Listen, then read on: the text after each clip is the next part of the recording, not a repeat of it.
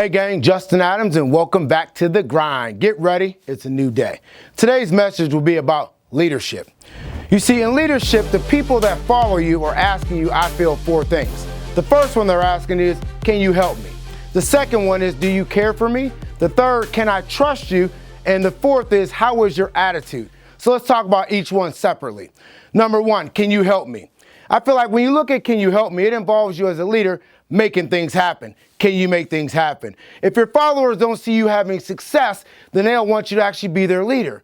You see, any obstacles I feel around you shouldn't crumble you if you're persistent, if you have that desire to keep moving. As a leader, persistency has to be your best friend. You can't stop or quit at the first sign of difficulty.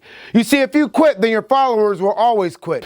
Remember, you teach what you know and you reproduce what you are. So spend extra time getting influence with your people so they can understand that you can help them. You see, influences can be being on time. Are you on time? Your people are going to be on time. Are you a man or woman of your word? That's going to be influence. That's how you create it. Number two, do you care for me? You see, most leaders don't listen to their followers. You have to listen and understand what issues, and then you have to lead them. We have all heard that God gave us what? 2 ears and 1 mouth for a reason. You see, Stephen Covey said it best. Speak to understand rather than what? Be understood. In order to show that you can care for the person, you have to first listen to their wants, their needs, and then make sure you deliver what you have to do. You have to be highly motivated about developing people. Can you answer these questions if people ask you? Number one, where are you going? Number two, how are you going to get there? And number three, what is my role? If your people ask you that, can you answer that? Number three, can I trust you? Trust is huge. This, I feel, involves you preparing for meetings. If you don't prepare for the time you're going to spend with someone, then they will lose trust in you. Believe that. If you fail to prepare, then you are preparing what? To fail. People can feel when you're winging it. I read somewhere that preparation is the science of winning. What are you preparing for? You see, in Rick Pitino's book, Success is a Choice, awesome book, he asks his team every year, number one, do you deserve to win? And number two, have you done that work? This is very important with the understanding if people are going to trust you.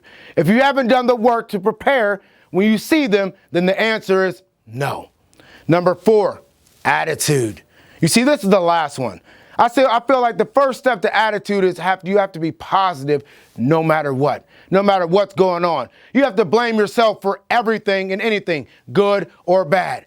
However, the attitude I'm talking about is one that you might not even think about, is as a leader, you need to be curious. People want to be led by people who are curious. Curiosity is important if you're going to have improvement and succeed. I love curious leaders, and followers do as well. You see, making progress is about thinking the right way. How are you thinking?